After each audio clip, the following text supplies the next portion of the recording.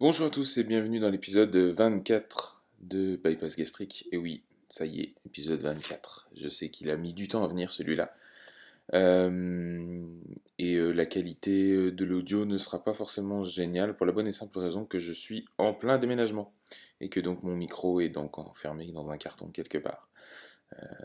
Dans un des 30 cartons qui me restent encore à défaire. Donc désolé pour ça.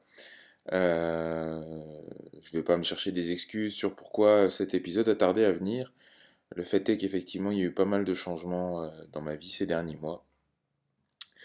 Des changements pas toujours anticipés, pas toujours préparés comme il faut, voilà, avec des conséquences personnelles un petit peu lourdes.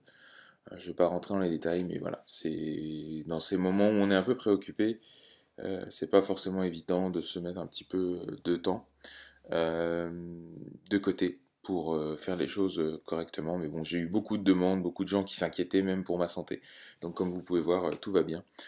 Faut encore que je me rase la boule parce que j'aime pas ces cheveux qui disparaissent. Mais bon, voilà. Ça n'a rien à voir avec l'opération, je vous rassure, c'était déjà le cas avant.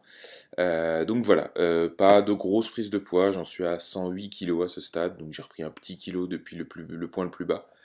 Euh, Chose qui va sûrement encore, je devrais repartir à la baisse dans les semaines, les mois qui viennent, parce que je vais pouvoir aller au boulot à pied et tout ça, donc je vais reprendre un petit peu d'activité physique avec le printemps qui revient, donc ça va être très bien. À part ça, voilà, comme je dis, j'ai eu des moments assez difficiles ces derniers temps, et j'ai été très heureux de constater que pour autant, je me rejetais pas sur la bouffe comme je pouvais le faire avant l'opération dans ces conditions-là. Donc de ce point de vue-là, c'est assez positif.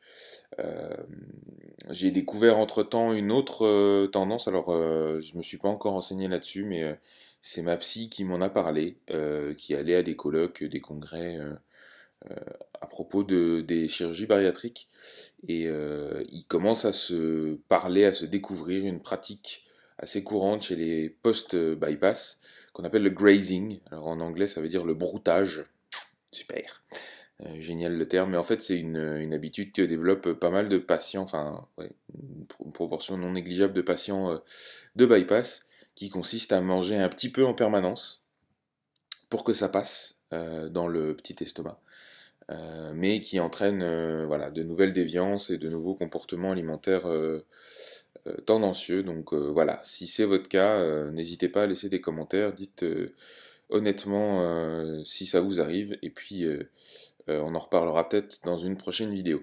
Là, je voulais insister dans cette vidéo-là sur un sujet que j'ai abordé à plusieurs reprises, euh, notamment en teasant le fait de faire une vidéo rien que là-dessus. Donc, je vais en parler plus en détail cette fois-ci. C'est les paliers.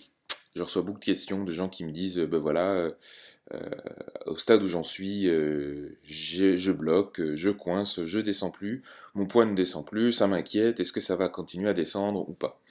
Euh, alors déjà, première chose, un palier, c'est normal. Les paliers sont normaux. Il y en a beaucoup après l'opération. C'est des paliers qui peuvent durer de quelques jours à quelques semaines. Il n'y a absolument rien d'inquiétant là-dedans. Alors, il peut y avoir plusieurs sources possibles. La première, c'est que il y a des comportements alimentaires, comment dire, pas très sains qui sont revenus. Peut-être du grignotage, peut-être certains aliments, genre de la crème glacée ou d'autres aliments comme ça qui peuvent passer malgré le bypass et occasionner comment dire, des prises caloriques excessives. Ça peut arriver. Donc dans ces cas-là, essayez de les éliminer de vous-même. Si vous n'arrivez pas à les identifier, une technique qui marche très bien, c'est tout simplement de noter tout ce que vous mangez, honnêtement, en toute transparence, et au bout d'une semaine, d'aller voir un diététicien avec cette liste, de lui montrer et de lui demander, voilà, qu'est-ce qui va pas, qu'est-ce que je dois changer, qu'est-ce que je dois améliorer. Donc voilà, ça peut arriver. Maintenant, c'est assez rare. Je dirais la cause la plus fréquente de ce genre de palier, c'est ce qu'on appelle les transferts de masse. Alors, les transferts de masse, ça peut paraître un peu magique comme ça, mais c'est un phénomène tout à fait logique de vase communicant. Je m'explique. Quand vous perdez du poids, vous perdez aussi bien de la masse grasse, de la graisse, que de la masse sèche, c'est-à-dire des muscles. Plus vous faites d'activité physique et plus vous allez, moins vous allez perdre de masse musculaire, et donc la proportion de masse grasse par rapport à la masse sèche que vous allez perdre sera importante. Ça, c'est l'idéal. C'est pour ça qu'il vaut mieux faire de l'activité physique, reprendre de l'activité physique progressivement, éventuellement rajouter des suppléments protéinés pour augmenter la transformation en masse sèche. Mais ce qui se passe, c'est que forcément, à un moment donné, ben, les deux se compensent. Vous perdez autant de masse sèche que vous prenez de... pardon, vous perdez autant de masse grasse que vous prenez de masse sèche. Et dans ces cas-là, ce qui arrive, c'est qu'à un moment donné, le poids ne descend plus, mais il y en a un qui se transforme en l'autre. Ce qui se passe, c'est que quand vous augmentez votre masse sèche et que vous diminuez votre masse grasse, votre métabolisme, enfin, quand vous augmentez déjà votre masse sèche, tout simplement, votre masse musculaire, le métabolisme, c'est-à-dire la consommation en énergie de votre corps, elle augmente. Et à un moment donné, elle augmente tellement, votre corps consomme tellement d'énergie que de nouveau, ça va retaper dans la graisse et le poids va diminuer. Donc voilà. C'est pour ça que les paliers existent. À un moment donné, ça se compense. Et puis le métabolisme, enfin la masse musculaire augmente, donc le métabolisme augmente. Et de nouveau, on tape dans la graisse et le poids redescend. Donc c'est un mécanisme qui est connu, qui est reconnu. Il n'y a rien de flippant avec ça.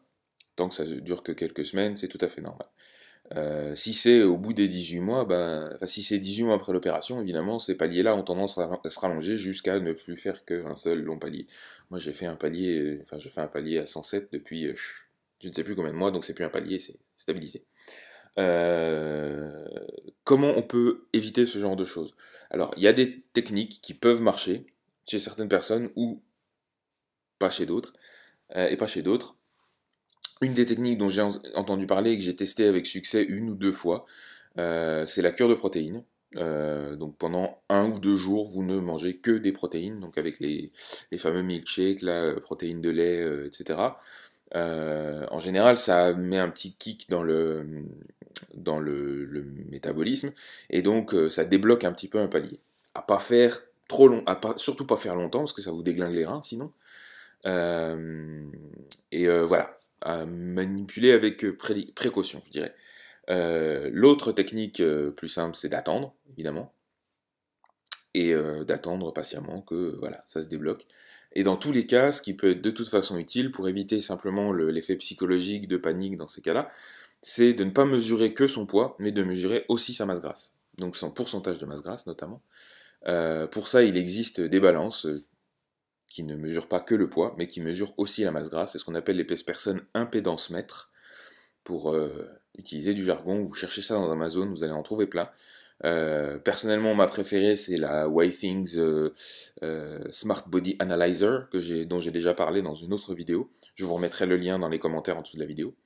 Mais voilà, c'est quelque chose qui existe et qui fonctionne assez bien, qui vous donne votre tendance de masse grasse. Alors c'est pas super fiable, la plupart de ces balances-là peuvent vous donner un pourcentage et puis 10% au-dessus, 10% en dessous le jour d'avant ou le jour d'après, donc ça va faire un peu comme ça, mais ça va faire comme ça. Et vous allez avoir une tendance quand même qui va dessiner un petit peu une moyenne et vous montrer que oui, même si votre poids ne descend pas, même quand votre poids ne descend pas, votre masse grasse diminue quand même. Et c'est ça qui est important aussi à mesurer. Autre technique, si vous n'avez pas d'impédance mètre, qui est moins visible, qui est moins visuel, enfin moins chiffré en tout cas, mais tout aussi perceptible, c'est de prendre vos mensurations. Donc ne pas seulement mesurer votre masse corporelle, votre poids, mais aussi de prendre votre tour de taille, votre tour de poitrine et tour de fesses, parce que ceux-là vont continuer à diminuer évidemment si vous transformez de la graisse en muscle. Fatalement la masse va se déplacer quoi.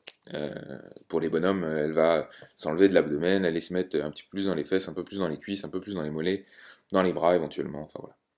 Donc voilà. Ça c'est ce que je voulais vous dire sur les paliers, donc pas de panique, vous inquiétez pas, c'est tout à fait normal. Il existe des techniques pour les déverrouiller. Ce qui est important, c'est de savoir si c'est dû à un excès alimentaire ou c'est dû simplement à un transfert de masse. Et euh, quoi qu'il en soit, voilà, si ça vous inquiète vraiment, n'hésitez pas à aller voir un diététicien en cours de parcours, y a aucun souci avec ça, ça peut vous rassurer et vous donner en plus d'autres techniques adaptées plus spécifiquement à votre cas.